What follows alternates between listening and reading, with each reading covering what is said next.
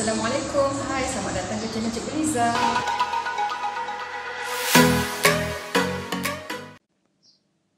Assalamualaikum. Selamat sejahtera. Hari ini kita akan bincangkan bab 4, pembiakan 4.3 gitar high, sains tingkatan 1. Standard pembelajaran pada hari ini ialah 4.3.1, iaitu berkomunikasi mengenai gitar haid dan turutan perubahan pada dinding uterus semasa haid. 4.3.2 pula menghubungkan waktu subur gitar haid dengan proses persenyawaan. Dan yang ketiga, 4.3.3 mewajarkan kepentingan kebersihan diri semasa haid. Okey, pertama, pelajar perlu tahu maksud gitar haid. Gitar haid bermaksud satu siri perubahan yang berlaku pada dinding uterus dan ovari. Dinding uterus, dinding rahim, di mana berlaku pemecahan dan pembinaan lapisan dinding uterus. Ovari pula berlaku pembebasan ovum. Ada masa berlaku, ada masa tidak berlaku. Kita tengok pada fasa bila berlaku keadaan tersebut.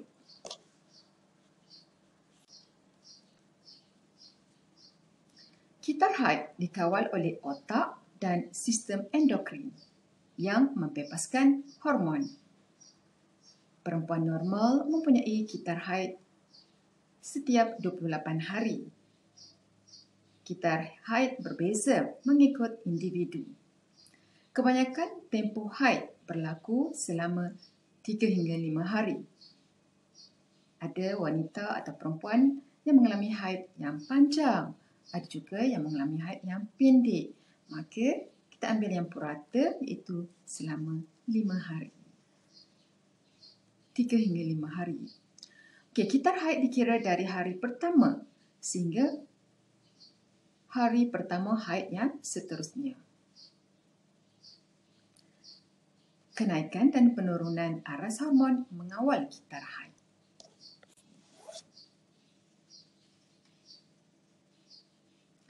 Okey, gitar haid berlaku pada perempuan setelah mencapai akil baligh.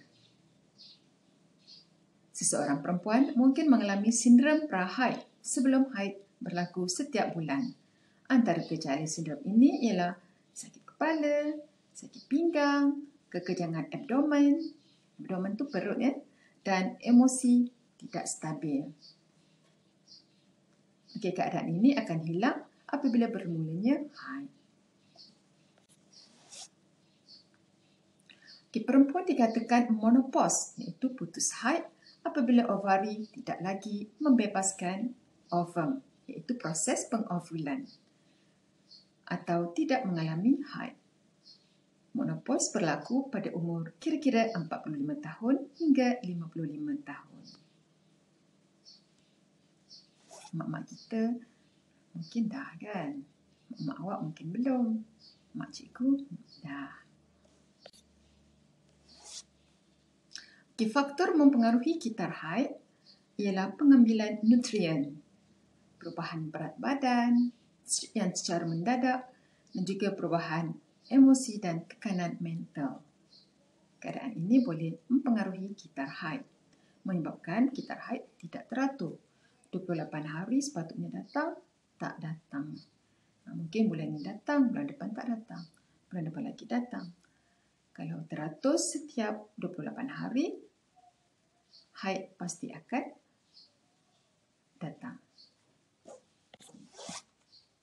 Okey, terdapat 4 fasa dalam gitar haid.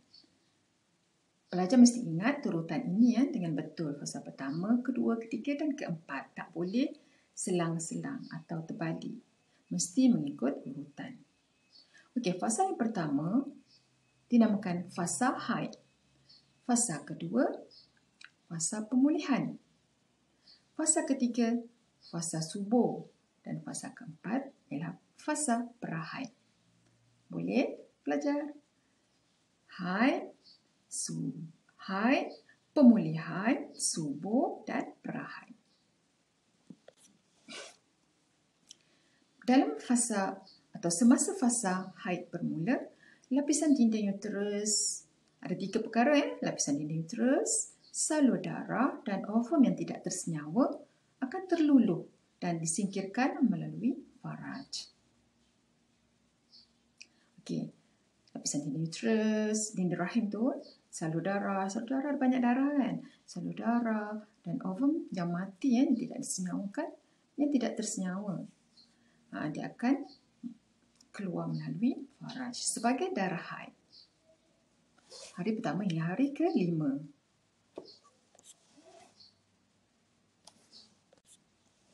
Okey, kemudian fasa pemulihan. Fasa pemulihan tadi dinding uterus, masa fasa haid dinding uterus sudah nipis sebab darah dah keluar. Maka pada fasa pemulihan hari ke-6 hingga hari ke-11, minggu seterusnya tu selepas dah habis haid seminggu, minggu seterusnya dinding uterus akan mula dibina semula dan menebal. Dibina semula, dia pulih semula Maka dia jadi tebal dah salur darah. Dinding uterus dah jadi tebal. Salur darah pada dinding uterus mula terbentuk dan bersedia menerima penempelan sel yang telah disenyawakan. Okey, kemudian setelah dinding uterus sudah tebal, maka fasa subur.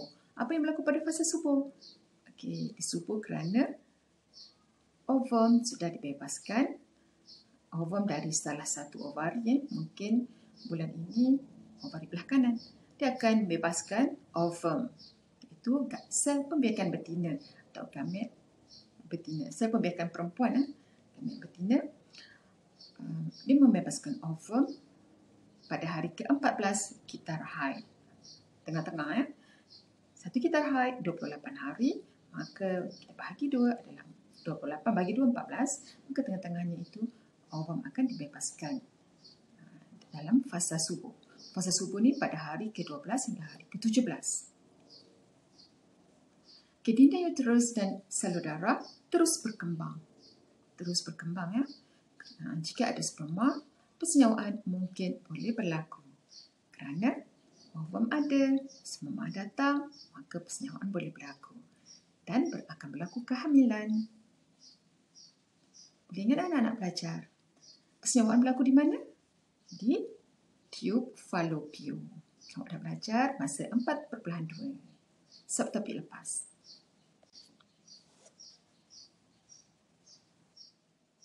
Okey, sekarang fasa prahaid. Dinding uterus akan terus menebal dan kaya dengan salur darah. Jika berlaku persenyawaan semasa fasa subur tadi, fasa subur yang lepas tu, maka pada fasa prahaid dia akan bersedia untuk penempelan embrio. Embrio dapat menempel pada dinding uterus untuk berkembang menjadi, lepas embrio dia akan jadi fetus. Sudah terbentuk anggota badan dan membesar. Fetus bila dah keluar akan dipanggil bayi atau baby. Kitar haid akan berulang semula sekiranya persenyawaan tidak berlaku. Masa fasa subur tadi, ovum dibebaskan. Bila sperma datang, maka boleh berlaku kehamilan. Persenyawaan berlaku dan kehamilan terjadi. Tapi andai kata sperma tidak datang, maka ovum tadi akan mati, maka akan dikeluarkan bersama darah haid. Itulah yang dikatakan kitar haid akan berulang semula sekiranya persenyawaan tidak berlaku. Jika persenyawaan berlaku, maka kitar haid akan berhenti. Sehinggalah perempuan tersebut sudah melahirkan anak itu atau bayi itu. Okey, semasa haid, perempuan atau wanita perlu menjaga kebersihan diri. Apa kepentingan menguruskan kebersihan diri semasa haid? Ada pentingnya. Pertama, kita perlu menukar tuala wanita dengan kerap. Kerana apa? Untuk mengelakkan jangkitan bakteria dan virus yang boleh menyerang saluran kencing. Contohnya penyakit UTI iaitu urinary tract infection.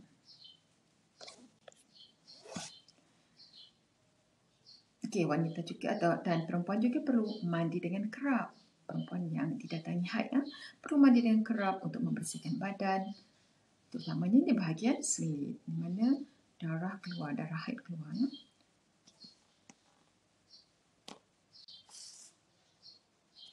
Pakai feminine hygiene untuk bersihkan.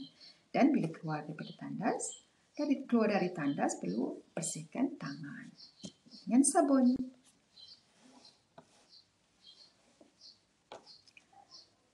Kita sudah sampai ke penghujungnya. Tahniah, anda telah berjaya mempelajari 4.3 kitar haid. Kita sudah mencapai objektif pembelajaran kita, iaitu sudah tahu turutan pada dinding uterus semasa haid. Kita sudah tahu fasa pertama, fasa haid, fasa kedua, fasa pemulihan, fasa ketiga, fasa subur, dan fasa keempat, fasa prahaid. Bila masa dinding tebal, bila masa dinding nipis, dinding uterus nipis semasa fasa haid.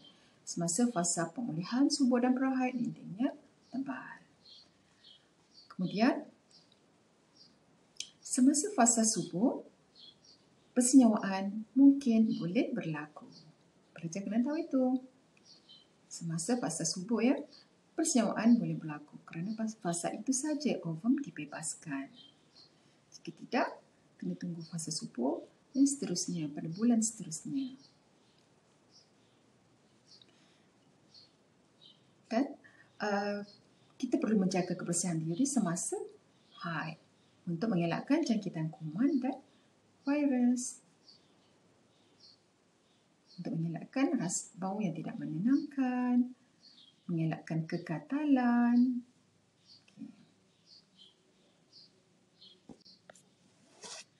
Okey, sila tekan butang like dan subscribe serta share sebagai tanda sokongan anda pada cikgu. Sekian. Assalamualaikum.